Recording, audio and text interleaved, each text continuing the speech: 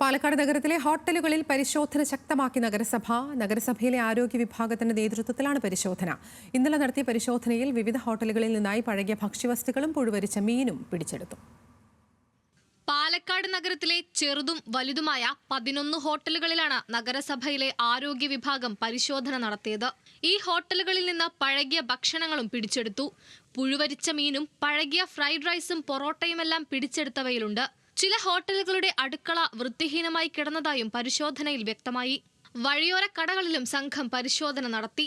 ന്യൂനതകൾ കണ്ടെത്തിയ ഹോട്ടലുകൾക്ക് നഗരസഭ നോട്ടീസ് നൽകി.